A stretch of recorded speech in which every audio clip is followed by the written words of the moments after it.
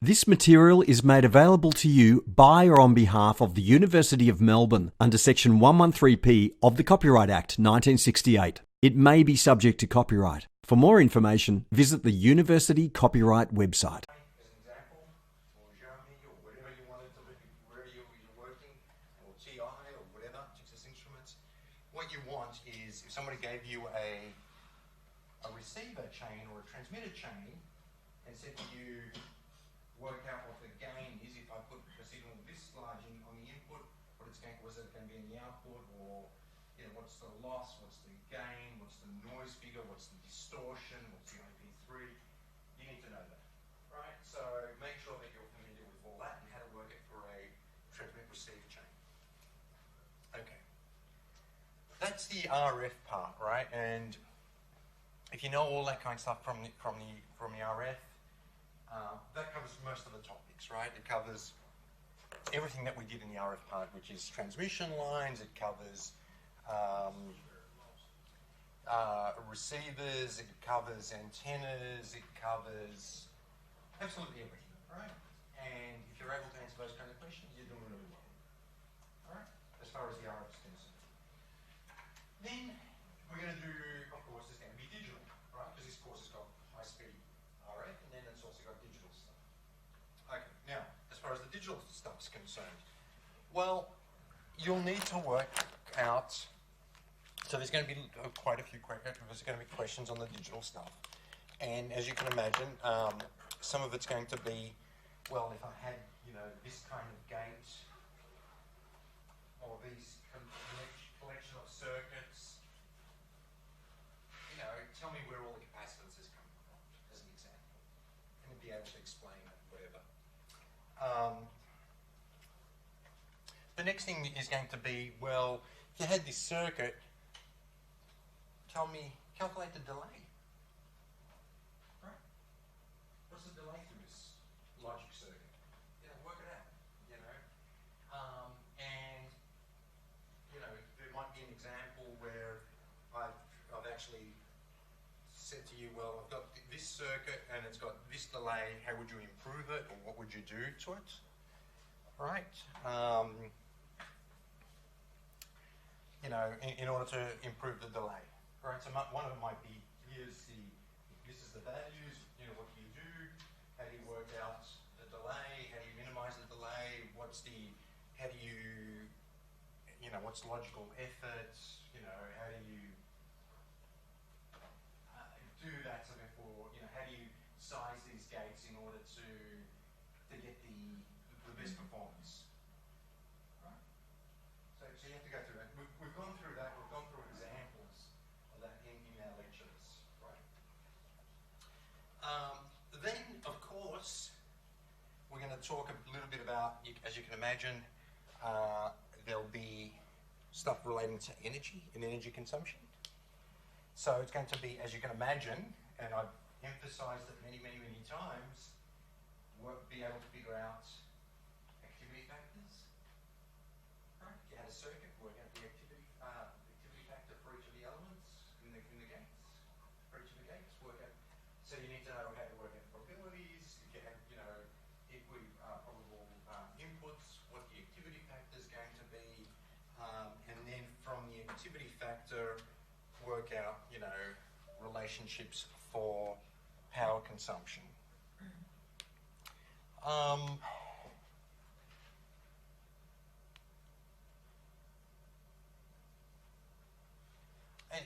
And then there'll be some potentially some questions relating to, what do you do in order to improve that, or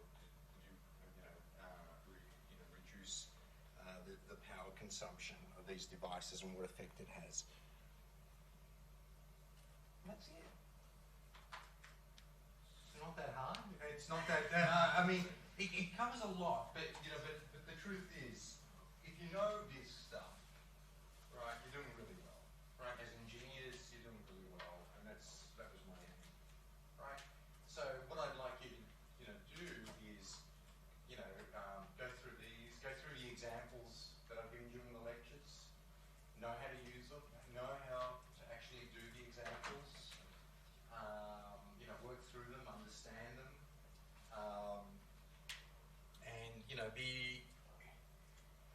and then the other thing that's important is I will look down very badly, for example, and people always do this, and it really upsets me. If the example looks like an example that you've done in the past, don't copy those numbers in. Does that make sense? Suppose I had a circuit, right? And the circuit had, some values, right? Suppose I had,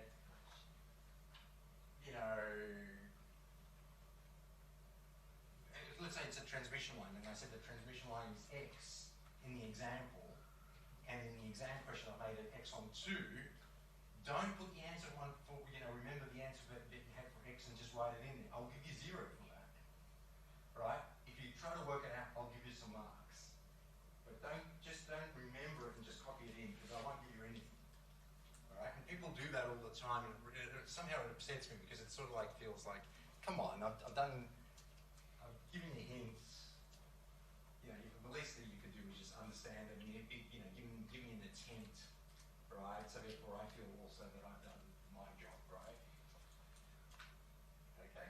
So yeah, just answer the question. Don't try to remember the answer. Answer the question. So there's 6 questions, multiple parts. Answer all the parts. You can bring calculators to the exam. There's no issue about bringing calculators. But it is closed book, right? There's a formula sheet at the back. There's nice printed Smith charts, because I had a few. These ones are nice and crisp, so you won't, you can't complain to me that these ones don't look nice, because I made sure they look nice. Yeah. So look, the thing is, remember what, a good place to start to remember for your RF is mid-semester test. Just think of that. Go through that. Those types of questions, and it's a very good foundation. And yeah, so that learn how to analyze a receiver or a transmitter. Right? Noise figure, bandwidth. Remember, bandwidth, receiver. But think when you're doing it. I've got to try to put some tricks in there, right? So I can't just make it pedestrian, because if you all get 100, then I get into trouble also, right? So I've got to put some little bit of pitfalls in there for you, right? So I'm giving you hints. Just think about it. And just don't.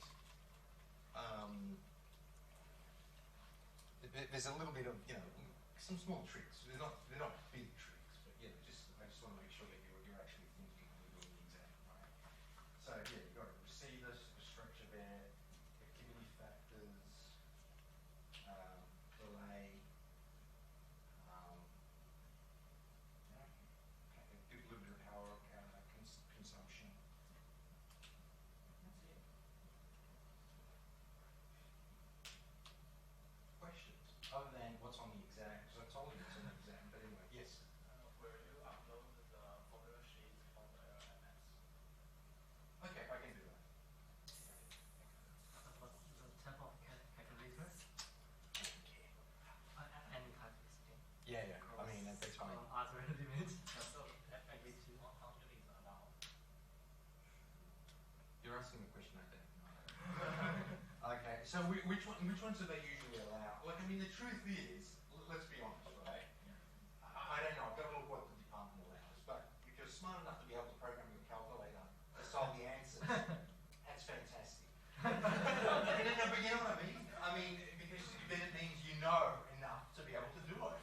So, and you probably know more than being able to answer the question, because you've actually been able to put it as an algorithm into a calculator in order to be able to do it, right? So that's if I was allowed to, I'd give you extra marks if you were able to do that. Now, I don't know. What I'll do is I'll upload the front page, which tells you what it is, and I'll upload the formula sheet.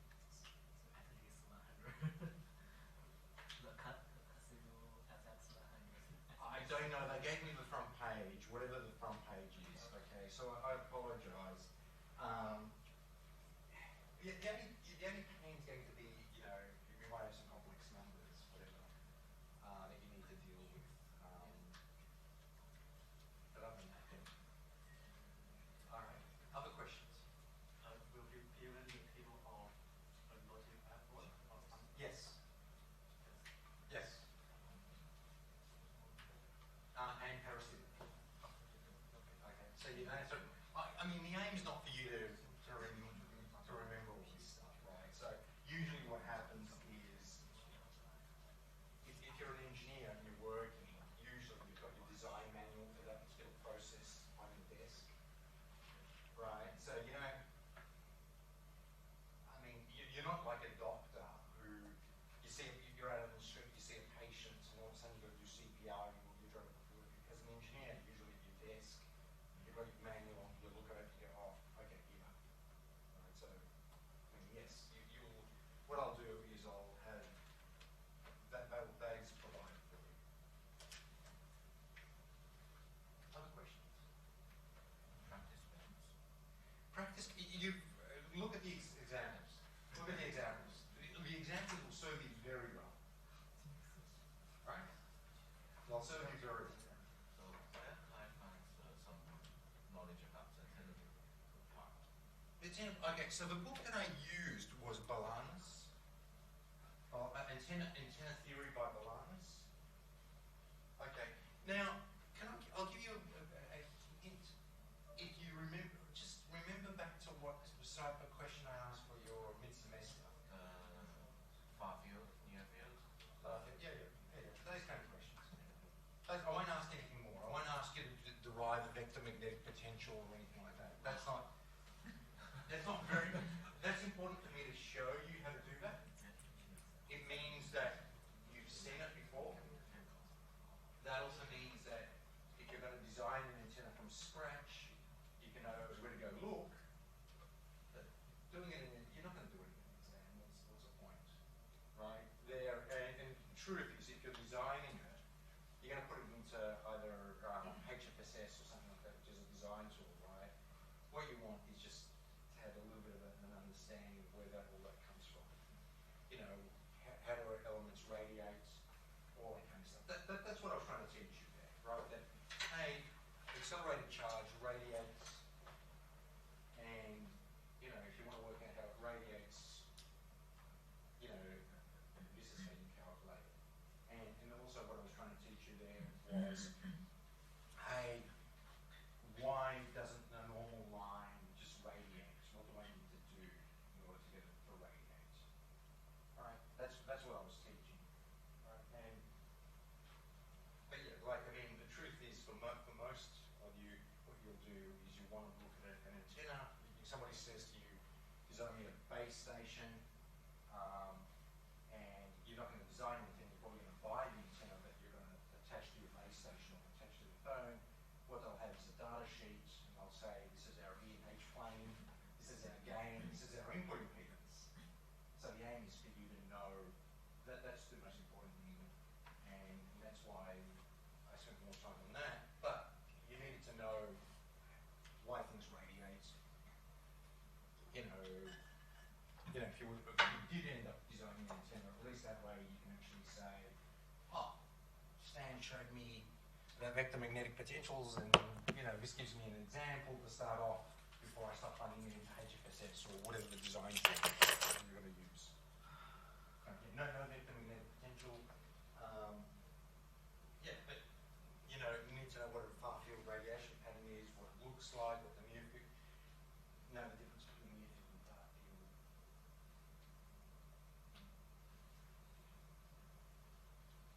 More questions?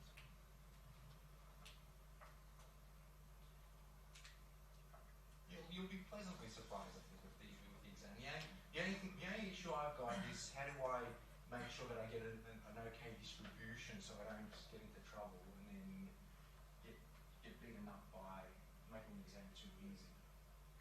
Right? That's because we need to have a distribution, right? So I can't give you all H1s, unfortunately.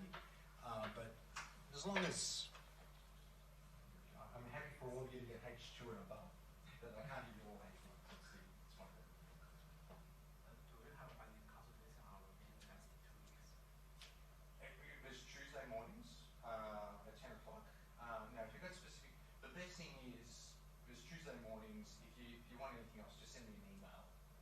usually respond. If you've got a specific question, I also respond. I had somebody ask me a question on the, they sent it to Marty sent it to me, I can't remember, one of your colleagues on the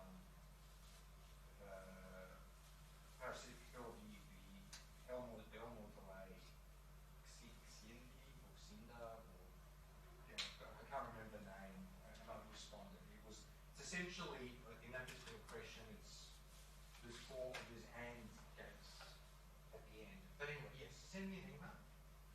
You all should have my email address. If I don't respond, send it again. I mean, the problem is, I know you laugh, but the thing is, I get so many emails, and if you send it, I'll respond. I won't ignore it. And then, yes, we can also have a conference call. Usually Tuesday mornings. They've always been Tuesday mornings.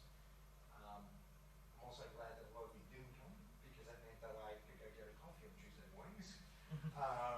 But yes, Tuesday mornings, and if we need more time, then let me know. I'll organise some more times. All right. Any other questions?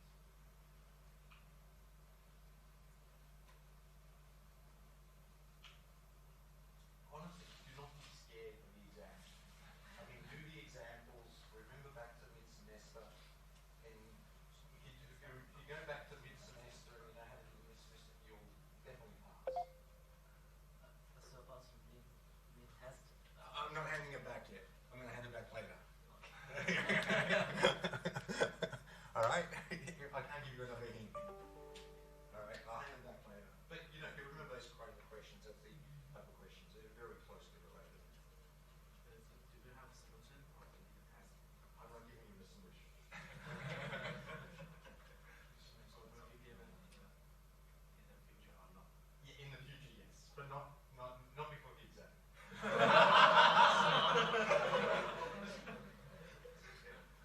Okay.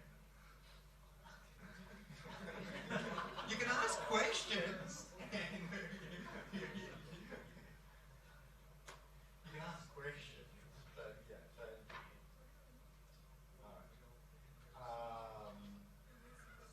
So how about transmission line? So about the waveguide and the transient will it be?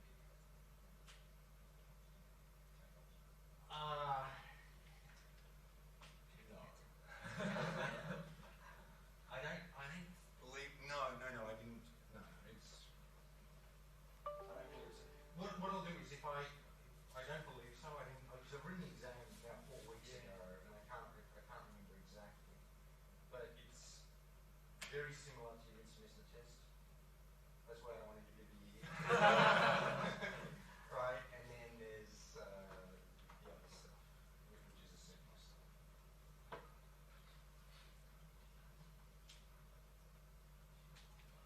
All right. Any other questions? Can you give us some example of how to draw the image plane? Because it's a little confused during Well, the okay, look, all right, so, okay,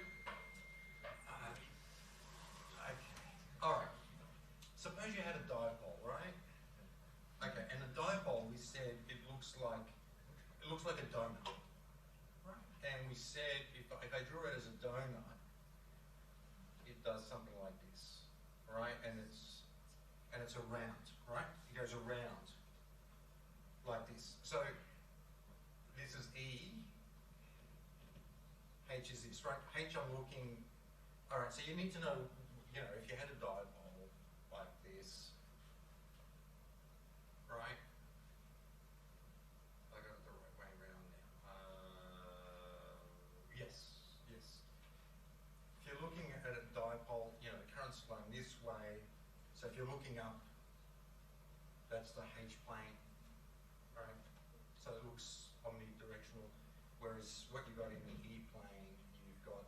So I've got it the other way. I should have it the other way. But anyway, in the E plane, what you've got is a donut. So if you look at the diagrams, that's what you've got. So usually what you do is when you look at an antenna, you have E and H overlapping, and that's what they draw usually. So they draw, you've got your H plane and your E plane.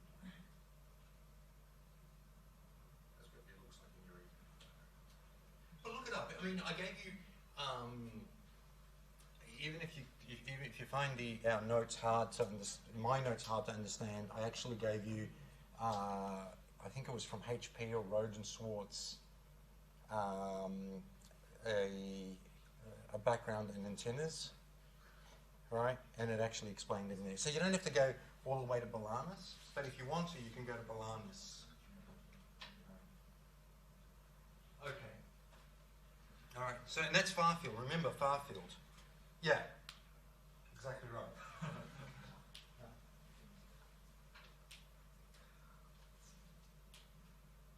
Any other questions? All right. Enjoy. Hopefully, I'll see you all. I'll see you all on the 4th. I'll see you some on before that during this consultation, and after that, hopefully, you're all going to do PhDs in my group. You're all going to be like, I love this stuff so much. It's better than signal processing and control. There's so many jobs in China doing, chip design or wherever, and saying they're doing a PhD. Good. All right, guys. Pleasure. Thank you.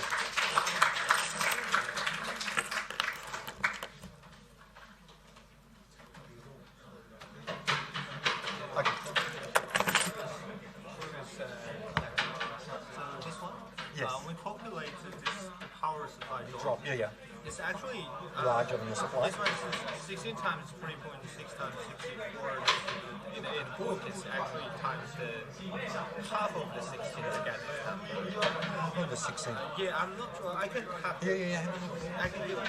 So it's actually use 64 times IR divided by 2 and to get this voltage. And just a bit confused on why they do this. Otherwise, it would be 3 points.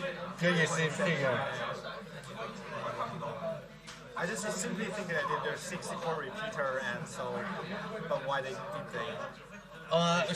So probably what they're doing is okay. So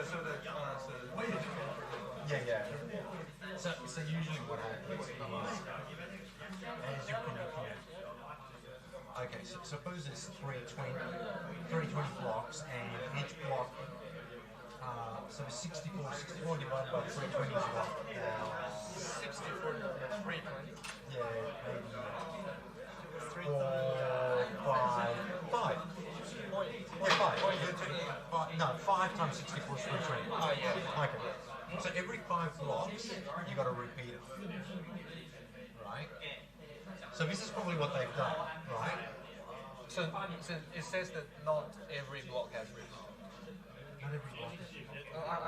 I'm not sure what it's saying.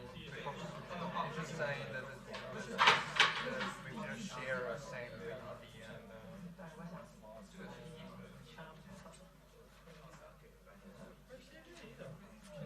It doesn't make sense. Yeah, it doesn't make sense. I don't know what kind of geometry it considers, but. Okay, I'm going to look at it. It doesn't make sense. I obviously copied it wrong. I'll look at it. No. But then, not on the anyway, I mean, I'll look at it for you.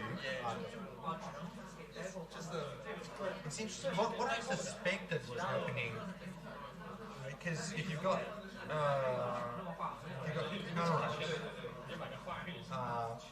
the only thing I can think of is the power consumption is if it's 0, 1, 0, right? And they say you've got. Let me have a look. I don't know. Okay, I didn't realise. Okay. So this one, I'm just not very clear about the geometry here. So this is for one layer. Yeah. So there's 2 different layers, right? So this one. Okay. This one, this is the They're 2 different layers. Yes. So metal 2 is on top, right? And then they've got metal 1, and they're connected. Okay, so let's do this. Metal 2, which is on top, right? And then they put metal 1 underneath. Underneath, because so usually the way that you do it on chips is you've got metal 1, metal 2, metal 3. Okay. It's like a PCB board, Yeah. right? And what they're saying is they've got this metal, and then they've got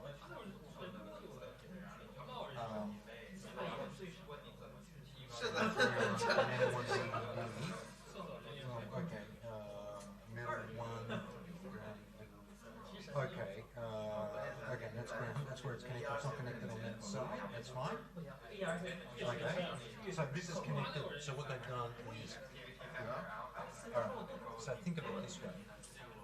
So I have this ground. I take this VDD. Yes. Alright, and they've made. This is connected by these down. Right, because it's on top. This is metal 1. This is metal 2, which is on top. And this is ground. This is metal 2 again. Oh, yep. And metal 1. With these here. Does that make sense? So, and then they've got one row here, and then they've put 2 rows. Okay, then they've done 2 rows for it. But yeah. So you got. Oh. Okay, so they've got, and they've divided it at 32 and 32. Is that what they say? Or you're just asking? I just want to know what the geometry is. Literally, if we got a piece of paper, I haven't got a piece of paper. I have. Okay, let me show you this. Yeah. Okay. Metal 2. Yes. All right. And then what you've done is metal 1. Yes. Across like this. So metal 2 is doing this. Metal 1 for this one. Yes. This is metal 1. Yeah. Sorry, I should metal 1. Yes. Metal. That's Metal my 1. note too, yes. Alright. And it's got gears. Yeah. And this connects all the way through. Yes. Okay, like this. And then what they've got on this side, which is ground. So this is VDD. Yes. And on this side they do the same. And then underneath the gears to ground. Okay. So it's just components here. Yeah, and actually components aren't there. Okay, let's now draw a little bit more. Okay. Alright, so now you got the chip, right? And on the, in order to have the active components, they're on the substrate. Yes. Okay. So you got the substrate, and then you've got you've got the transistors here with the poly. But that's very thin and close and substrate. Then you've got silicon dioxide. In here, usually they put hafnium oxide. Oh, yeah. Right? So then what they do is silicon dioxide. Then this is metal 1. Right. And what you still need is vias down here. Yeah. Alright, and then what they've got is silicon dioxide, metal 2. Yeah. And then they've got vias here. Okay. Right, so what you're seeing here is this is going out this way, and that's going across this way, but it's not touching here. You still have to go down, you still need to put vias from here down to the polysilicon layer to the transistor. Okay. Right? So otherwise you can't connect your transistors are left down here. Yeah. Right? Same thing, just in reverse. So you've now got this one on this side and it's ground. Yes. Right? Same thing. It connects to metal 1, whatever, and then it connects to I don't know, source. So the ground is actually is not has to be. It could be anywhere. No, you got no choice. That could be on any layer, but what you need to do is to get it down to touch the ground, the substrate, or else you don't get a connection. So see, it'd be nice if I actually had some sheets. But if you look at this book at the start, it'll show you some examples. Oh, okay. Yeah. Quick question. Yeah. Someone took one of the noise lecture in between. You asked someone else to give a lecture. Will you test the knowledge from them? Yeah, I've put that on there. It's on there, Tess. Nimalathis. Okay. It's on there. Yeah, I've put that on the. So will you include the knowledge from that lecture? Yes. It means the guest lecture. Yeah, it wasn't. Oh, Yeah, yeah. Tess. So you need to know. didn't distortion, but you need to know about noise and all that. So you need to know if you had a receiver or a transmitter, how do I work out gain? How do I work out noise figure? How do I work out all that kind of stuff? So you need to know that. Okay? Oh yeah, but by the way, can you create a link to I mean, submit your workshop 7's report? I haven't seen the link to submit. Which in the workshop reports? Workshop 7. Oh, but that's I don't do that. Marley does that. Oh, okay. Okay, but send it to Marley. Yeah. So she should do it. Okay. All right. Cool. There is a problem with this value of this character. I think like your professor, this man should be considered of the 3. Yeah. So this, if this is 2, maybe this should be 2 squared up and see. No. Which one's this one? So let NAND gate. No. There's a 4. Okay. Which one are we talking about? An input NAND gate. All right. There's. Every deployment should have 1 IC. So it's 1. All right, and then there's 1, 2. Okay, so there's. Wait a sec. There's and there's, but there should be okay. There's lots of ends here. All right, and but here, what have I got here? I've got this example. I've got this example. It's in the lecture notes. Yeah, it's in the lecture notes. Yeah. But okay, so we've got here. Okay, depends on how we've done it. So there should be 2 in there and 2 in there, but we don't care about this one. We only care about this one. So it's 2 in, and there's 1, 2, 3 in. So it's 2 n squared. 2 n squared. Yep. And plus 1 IC. Yes. So is wrong in the No. But there should also be. Yeah, the cascade, the gates after Yeah. is the input capacitance of the second stage. Yeah. Thing. Yeah. This is the other ones that are connected on. No, but this is so. Let's set them for an input NAND gate. No, but this is the input. It's not the cascade. This one's different. This one's different. What did I do for this one? Not sure where it is. Yeah, I can't remember this one.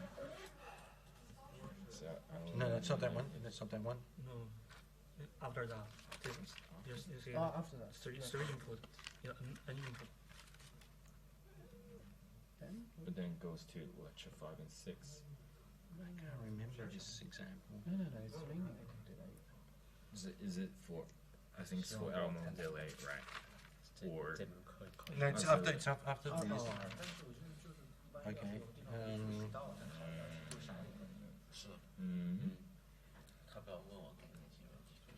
不要问我，那个 IP switch 真的要考，我再跟他确认一下。 Yeah, that's just what I'm trying to figure out. Because this is the Elm common gates parasitic and all that. Yeah.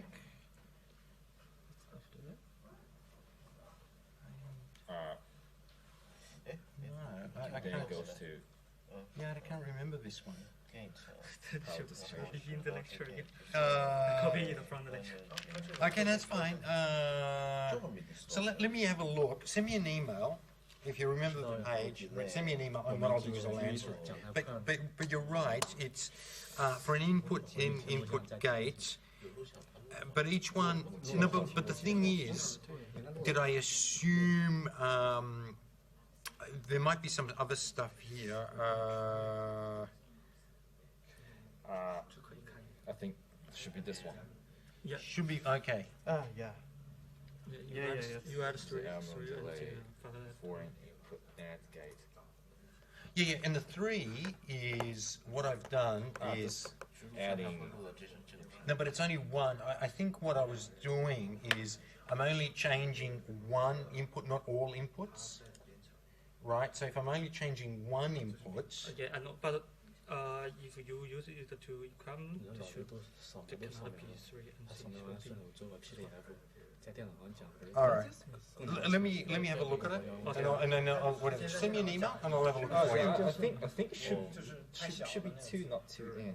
Yeah, if we use 2, there should be 1. All right. Maybe that's what I made a mistake. Anyway, let me have a look at it. Let me have a look at it, and then I'll okay. I might have made a mistake. And another question, and you post the PPT of the workshop. No, it wasn't me. In the workshop, you also post some PPTs. But no, that was that's the it's a Marlin, not So me. we don't carry it in the examination. No. Unless I've posted it in the stuff. It's not in the examination. I write the exam. All right. Thank you very much. It's exactly different for workshop and the lecture. Yeah, no, but the workshop. So the thing that happened in the workshop was the workshop they were. For previous years. It was previous years, and all the stuff they were teaching in that workshop, TTL and ECL. When I was starting, when I was 1980s, when I was starting, that's what people would do, TTL and ECL. It's not used anymore. It's 20 years old or 30 years old. So therefore, I looked at it and I said, throw it away, And I Google something that's too old. Yeah. too old, and then that's why I said throw it away. And this is what I'm going to teach.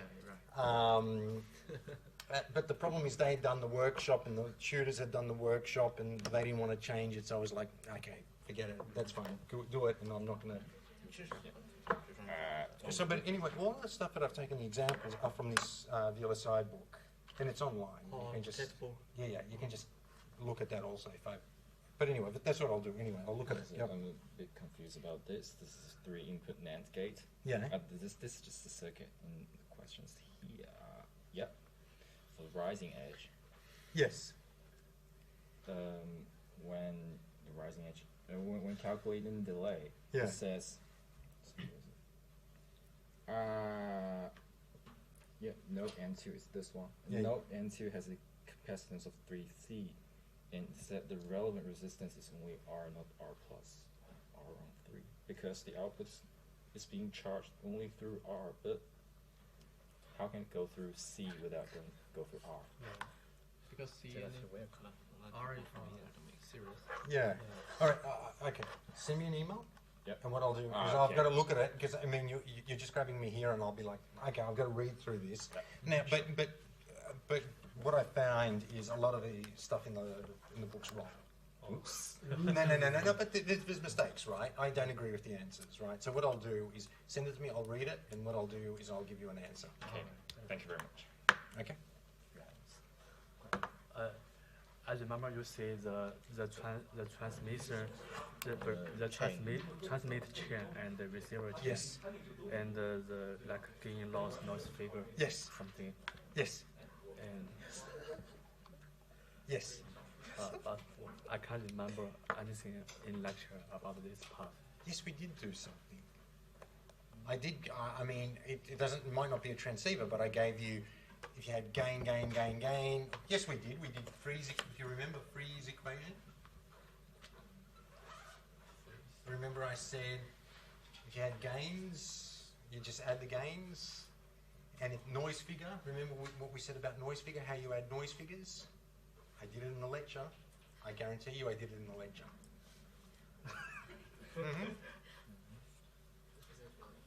Can't remember. Oh yeah, but that's okay. Just look it up.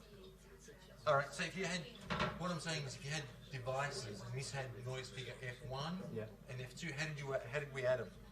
We even had a whole discussion about why you want an LNA first, remember? I remember you say F1 is dominant and... yeah, but we worked out the formulas. The formulas are there also. Yes, we did. Yeah, yes. So we did, remember we went F1 plus F2 on G1 plus F3 on G1, G2. Yes, the formula. Yeah, I know this formula, but I don't know what this formula used for. Come on, I mean that's if you're given a chain, this is how you work out the effective noise figure. Oh. All right. Okay. How about IP3? Same thing. You've got to know that too. It's not that hard. Come on. I mean, this is easy stuff. Yeah, not very hard. Yeah. All right. Yeah. So you got to know that. You got to know gain. You got to know noise figure. It's not that hard. Yeah. Yes.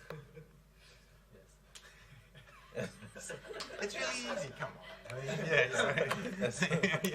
You just change that. Yeah, change. I mean. Oh. Yeah, I can remember this formula, but I cannot remember this part. I mean, okay. Yeah. But look it up then. How about oscillator? Sorry. Oscillator. No, I didn't put it in there. Oh, okay. No oscillators. And also the Smith chart of oscillator. I said no oscillators. That has to be charged for noise. Oh yes, Low yeah. noise No, amplifiers. Yes. Okay. Do you want me to put a question on oscillators for you? No. I don't know. I mean, no oscillators. Yeah, no oscillator. Yeah. So it's look. I mean, it's close to the first part's close to the mid-semester test, and then there's some other stuff, and then the CMOS stuff. Okay. All right. Thank you. Okay.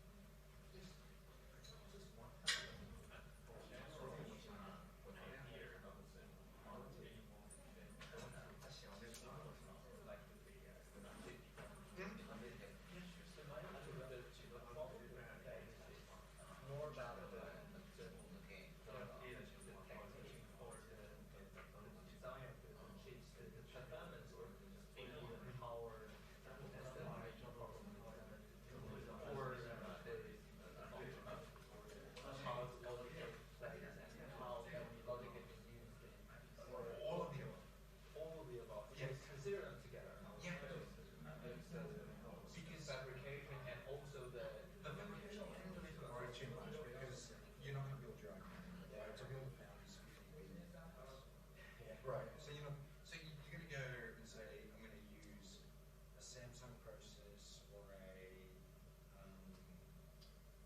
TSMC or SMIC or whatever, right? So you've got no choice. That's the game you got, and they give you a process development kit. And what you do is then you use that process development kit in order to do your design. But as a consumer, right, even though you might get more stuff on your phone, you're not prepared for the battery to run out in a few minutes, right? Right.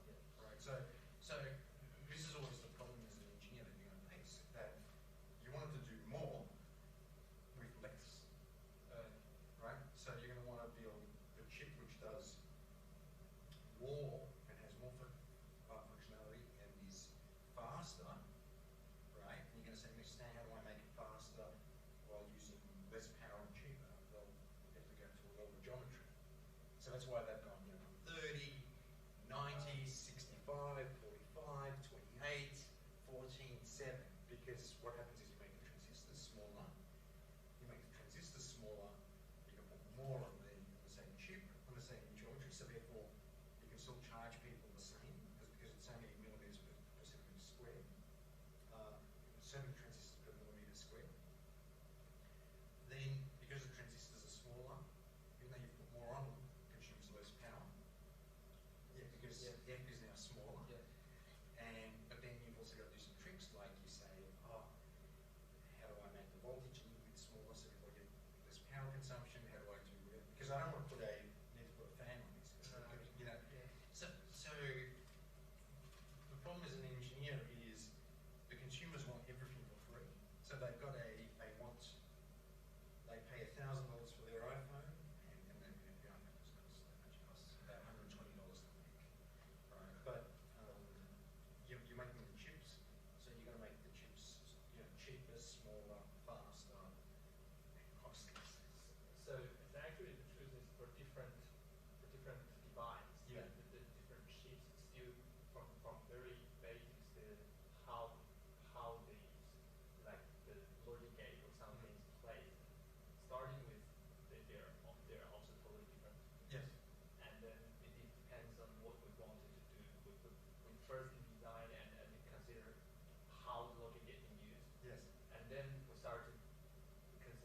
more about how to improve the performance Yeah, yeah. of any design. So, Yeah. so we go from the kind of nothing and then come Yeah, and so really what you do, okay, so and I mentioned this, the thing that you usually do is you say, I want to build a microprocessor or something. So what you would do is you write your microprocessor in Verilog. Right. So you write it in Verilog, but you know enough that you've done it a couple of times that you know what is going to make sense from an architecture point of view, right? Because most of the energy in space, the savings are from an architectural point of view, not from the gate, whatever. So you do that, you synthesize it, right, and it produces something like this. And then from there, the device can actually let you know, can actually tell you how much power, what's the delay through all the nets, all that kind of stuff. And then you start saying, oh, it's too much. What can I do here? What can I do there? How can I fix this? How can I fix that? You know, if you're 1,000 times off, 1,000x off, there's nothing you can do. You have to just say, oh, yeah, it's crap. Let's start again, right? But if you say, well, I'm within 30%, oh, let's look at all the nets which are causing me the delay or causing me the issues. Let's start fixing that. So it's like anything. It's not it's not a real simple answer. But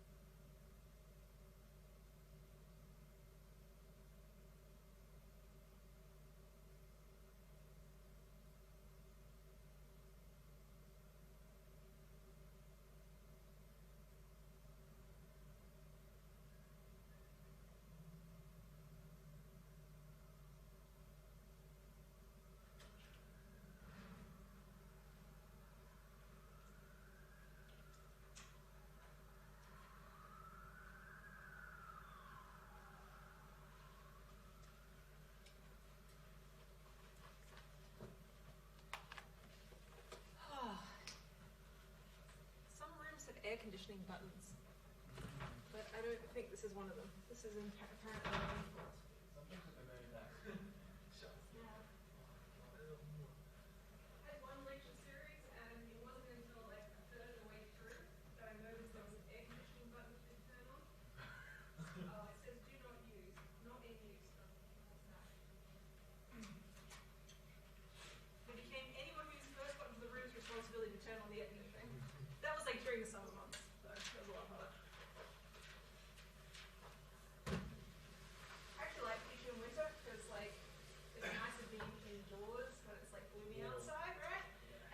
warm and cozy, so more people can attend classes. Next year I'll actually only be teaching in summer, which I'm a bit sad with. I won't be teaching semester 2 next year. So it'll all be hot classes. And I'll have to convince people to come to my class rather than spend time out in the sun. It's fine. Just have to have better demos, right? Just find a good theatre with good AC. Yeah, that'll be the requirement. I'm already a very complainy person when it comes to theatres. The administration people don't like me very much because I don't like certain times of the day. Like I don't like classes before 10 or after 3:30. Not for me, just for you guys, because I think it's too late or too early in the day. And then I'm picky on how big the class sizes are and all kinds of things, and so they really don't like me very much. That's all right. They'll get cranky at me for 2 weeks, and then the students will be in a better mood for the rest of the semester. You guys are more important, right?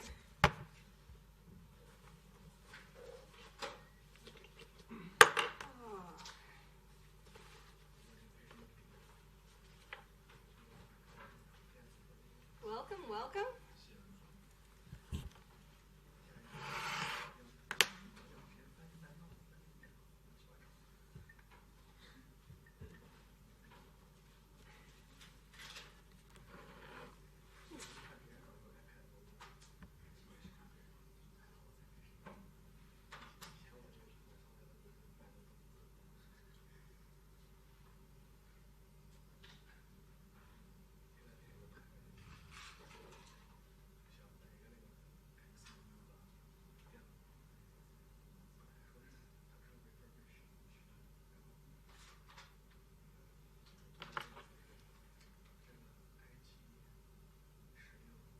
Anyone else sad the semester's almost over? Just feeling nervous about exams. Oh, yeah.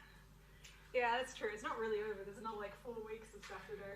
It's only 3 months of teaching, but it's like a month of exams. That's such a long time of exams. Yeah. Yeah, when the university I taught at in America has quarters rather than semesters. So they break up into sort of 4 chunks a year rather than 2 and a little chunk, which is what we have. So that it means there's only like 10 weeks of classes and there's only 2 weeks of exams. So everything's much more condensed. So the suffering's felt a lot less. And then you get a break. So I kind of liked it better. But there's usually a bit more assessments, so maybe that's not as good. So in America, you usually have weekly homework for everything. So I don't know. You don't have they're not as big, but they are weekly. But, I don't know. The exams aren't worth as much. Here, the exams are worth so much.